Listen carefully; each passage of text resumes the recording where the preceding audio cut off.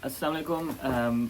आज बात करेंगे मोहम्मद रिजवान के ऊपर और काफ़ी क्रिटिसिज्म मिल रहा है उनको कि यार क्या कहते हैं, मोहम्मद रिजवान सीनियर प्लेयर हैं और कल बड़ा स्ट्रगल करे, उनकी वीडियोस बड़ी वायरल हो रही हैं। तो मैंने कहा इस पर छोटी सी वीडियो बना दूँ। एक तो ये कि मोहम्मद रिजवान उसकी कप्तान भी हैं तो थोड़ी एक्स्ट्रा रिस्पॉन्सिबिलिटी है। सेकेंडली टेक्निकली क्या गलती कर रहे हैं, क्योंकि पहले भी वो न्यूजीलैंड आ चुके हैं और रन कर चुके हैं, तो अभी क्या मुख्तलिफ है। तो एक तो ये कि जो ट्रैक्स हैं वो थोड़ा सा स्पंजी बाउंस ज़्यादा है इस दफ़ा, क्योंकि back end of the season है। मेरा नहीं ख्याल कि पाकिस्तान अप्रैल में कभी पहले न्यूजीलैंड में क्रिकेट खेला है, जहाँ तक मेरी याददाश्त है। ठीक है, तो उसके बाद ये कि थोड़ा सा विकेट को रीड करने में और उसमें मतलब जिस तरह खेलना चाहिए वो शायद थोड़ा सा टेक्टिकली आई एम श्योर उनके बैटिंग कोच उनके साथ काम कर रहे होंगे, तो वहाँ पर मेरा ख्याल है हम लोग थोड़े से वीक हैं।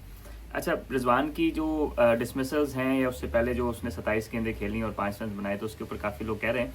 तो उस पर ये 3-4 चीज़ें ये हैं कि उस 27 में से मेरे ख्याल है 15 से 18 बॉलें तो 5वें 6ठे स्टंप पे थी, राइट।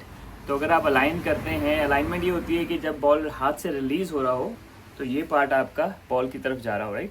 तो आपका टॉप हैंड कंट्रोल में रहता है। तो I mean Rizwan is obviously bottom hand player anyways, क्योंकि वो फास्ट हैंड से खेलते हैं और अच्छा खेलते हैं माशाल्लाह। उन्होंने काफ़ी इंटरनेशनल हंड्रेड्स भी 6-7 हंड्रेड्स भी हैं और healthy average in all 3 formats, right.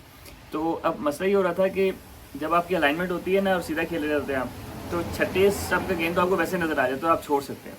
तो Rizwan was beaten on a Fuller length, Rizwan was beaten on good length, Rizwan was beaten on a back of a good length, but majority of the balls he missed were 6 stump balls, right. तो वो आप वैसे भी छोड़ सकते हैं। एक और चीज़ थी, रिजवान जो मेरा ख्याल है कि शायद स्पंजी जहाँ पे बाउंस हो वहाँ पे शायद उनकी टेक्निक थोड़ा ज़्यादा चैलेंज वो इसलिए होगी कि वो क्रीज में खेल रहे थे।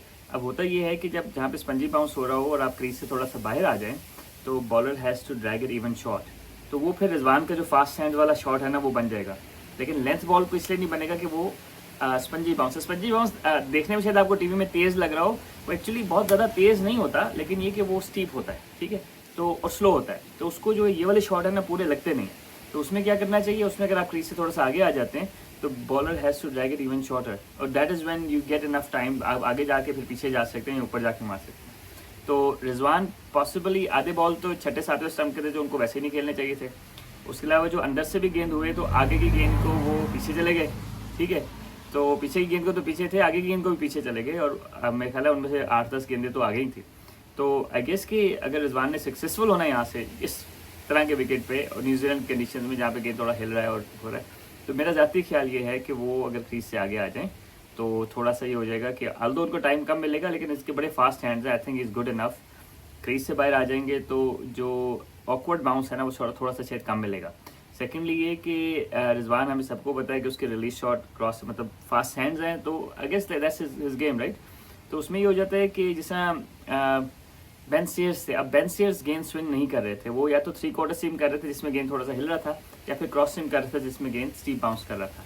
तो अब बेन सीयर्स का 6ठे विकेट का बॉल स्टीप बाउंस कर रहा है, और अगर यहाँ से आप उसको क्रॉस मार रहे हैं तो द चांसेस आर के टॉप एज लग जाएगा, ठीक है।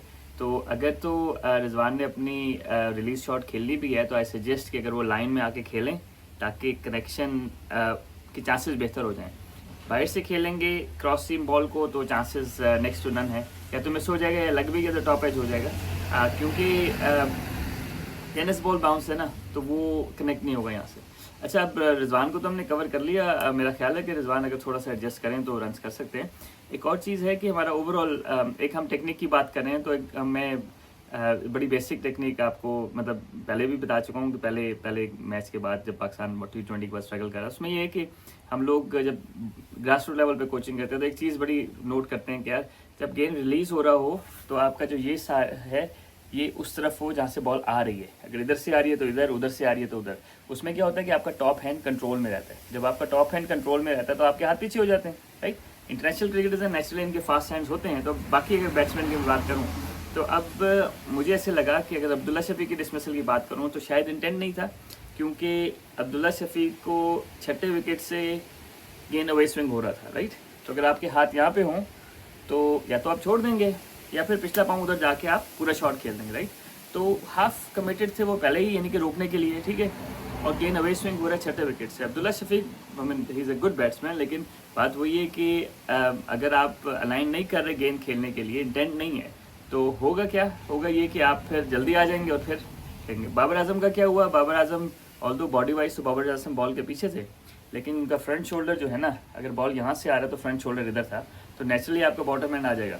अब न्यूजीलैंड जहाँ पे टेनिस बॉल बाउंस हो रहा हो उसको विकेट से कवर नहीं कर सकते, ठीक है। और वही बात हुई कि वो क्या कहते हैं, हाँ अगर उनके हाथ पीछे होते, ठीक है, तो लाइन वो जल्दी पिक कर लेते और गेंद छोड़ देते, या लाइन जल्दी पिक कर लेते और उस पर शॉट खेल देते। तो मुझे ऐसे लगा कि शायद जो बाबर आजम भी हैं तो थोड़ा सा टेंटेटिव थे और हाथ ओपन जल्दी हो गया और उसके बाद फिर गाइड कर दिया बॉल को। तो ये होता रहता है। इमामुल हक का ये था कि वो उनको बायर बॉल मिला, I think shot was right, but may be पिछला पाँव हिला के ऊपर जाके मारते तो शायद थोड़ा ज़्यादा कंट्रोल होता। सो जनरली स्पीकिंग हमने काफ़ी दफ़ा ट्विटर पे तो लोग काफ़ी ज़्यादा क्या कहते हैं कमेंट्स भी कर रहे हैं और डिस्कशंस भी कर रहे हैं। तो हम कह रहे थे कि टेक्निक है और एक मेथड है। टेक्निक क्या है कि जी आप अलाइन होकर खेलें, आगे की गेंद को आगे खेलें, टॉप हैंड से कंट्रोल करके शॉट्स खेलें और बॉटम हैंड से पावर जनरेट करें, राइट।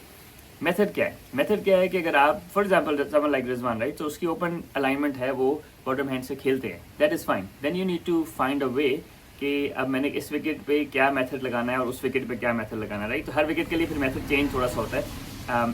तो सबसे ज़्यादा इंपॉर्टेंट चीज़ जो है ना मेथड में, वो है टेम्परामेंट।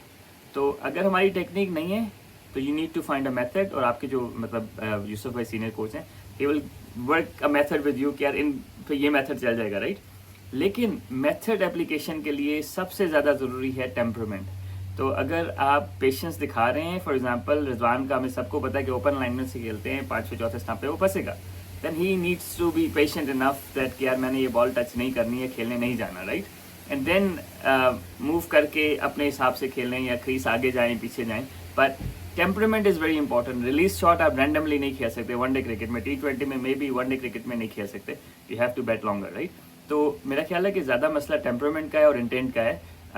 ऑस्ट्रेलिया में जब हमने वनडे सीरीज़ खेली थी तो इस तरह के विकेट्स थे, ऑस्ट्रेलिया बैट्समैन भी स्ट्रगल कर रहे थे। हमारे बैट्समैन ज़्यादा स्ट्रगल इसलिए कर रहे हैं कि शायद मेरा ख्याल है कि ओवरऑल एनवायरनमेंट शायद ऐसा क्रिएट हो गया, उनको क्रिटिसाइज़ बहुत ज़्यादा किया गया आते ही, और उसके बाद फिर पाइल्ड अप कोचेस को क्रिटिसाइज़ किया जा रहा है, which is I mean some of it is I think is fair, क्योंकि हमने विकेट्स रीड नहीं किए अच्छे और हमने फिर बॉलिंग प्लान उस तरह नहीं खिलाया, हमने जिन बॉलर्स को जिस विकेट पे खिलाना चाहिए था शायद नहीं खिलाया, and vice versa, right.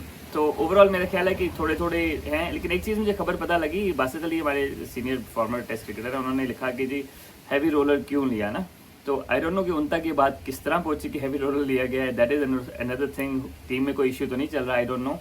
Heavy roller यहाँ पे होता है कि मॉइस्चर जब नीचे होता है ना, अभी क्योंकि ऑटम है यहाँ पे, सर्दियाँ ऑलमोस्ट शुरू होने वाली हैं, तो जब आप हैवी रोलर लेते हैं ना इनिंग के दरमियान में, तो नीचे का मॉइस्चर ऊपर आ जाता है, ठीक है। तो पाकिस्तान में क्या होता है, जब बाद का जो ड्राई विकेट होते हैं ना, मतलब रीजनेबल ड्राई विकेट होते हैं, तो आप उनको करते हैं तो विकेट और मतलब आसान हो जाता है, राइट। तो मेरा ख्याल है अगर हैवी रोलर लिया है तो डेफिनेटली गलती की है, क्योंकि मॉइस्चर नीचे से ऊपर आ लिया होगा तो और विकेट थोड़ा सा जूसी हो गया होगा। तो चलिए नाज़रीन, इंशाल्लाह हम एपिसोड बनाते रहेंगे। बस मैंने कहा छोटा सा कवर कर दूँ टेक्निकल साइड को, टेक्टिकल साइड को, टेम्परामेंट को डिस्कस कर लें। और मोहम्मद रिजवान को I still think he can bat in these conditions, he just needs a method and temperament.